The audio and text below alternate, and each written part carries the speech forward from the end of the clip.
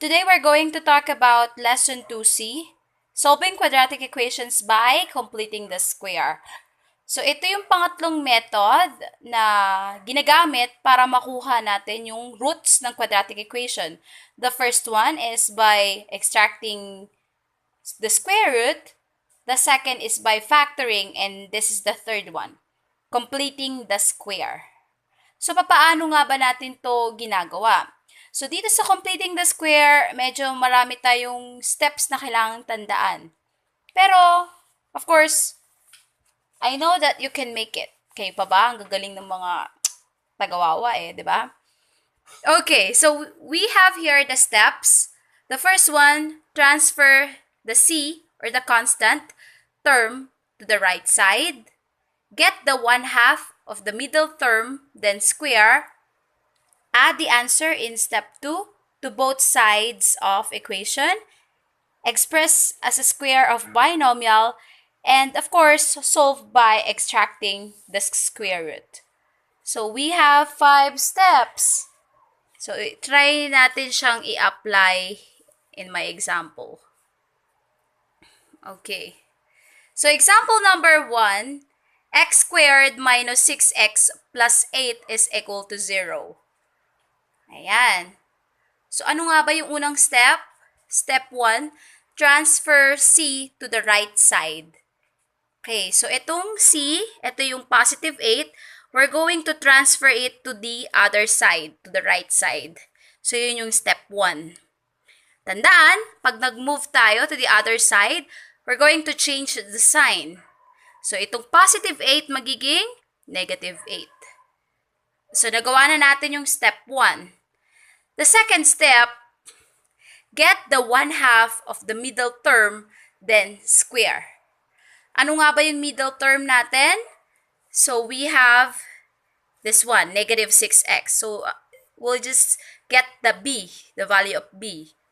Ano yung b natin? Negative 6. So, 1/2 or kalahati ng negative 6. So, i-divide natin siya sa 2. Negative 6 divided by 2, the answer is negative 3. Pagkatapos, pag na-divide na natin siya sa 2, yung sagot, i-square natin. So, negative 3 squared, the answer is 9. Again, this is 9. Okay? So, yun yung step 2. Okay? Step 2 ulit, i-divide natin yung middle term sa 2, or kunin yung kalahati, tas yung sagot, i-square natin. So, meron na tayong number 9 na nakuha. Next step, number 3, add the answer in step 2 to both sides of the equation. Ano nga ulit yung number na nakuha natin sa step 2? Okay, nakuha nga natin is 9. So, i-add natin to both sides of the equation. So, itong x squared, ito yun. Minus 6x. Ito na, dinagdagan natin ng 9 sa left side of the equation. Tapos, itong negative 8 galing dito, dinagdagan din natin ng 9. Okay? Again, yung 9, yung dalawang 9 na to, galing dun sa step 2. Dinagdag natin sa left side, dinagdag din natin sa right side of the equation. Okay? Next, step 4. Let's see. Step 4, express as a square of binomial. Ayan. So, ito, obviously, magiging perfect square trinomial na to. So, express natin siya as product of binomial. So, x minus 3, or quantity x minus 3 squared, then simplify, the other side is equal to positive 1.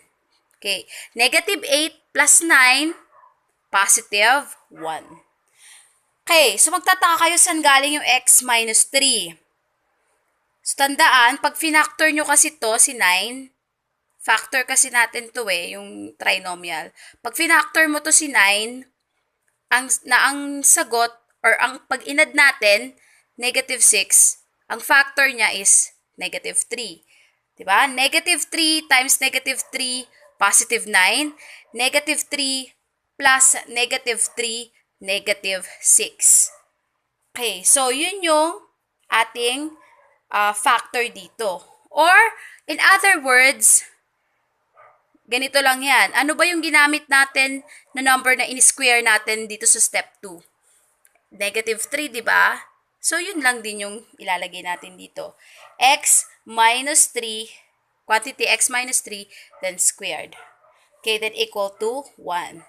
So, makikita natin this time, pwede na tayong punta sa number 5 step. Solve by extracting square root. So, square root natin yung both side. Then, put positive, negative.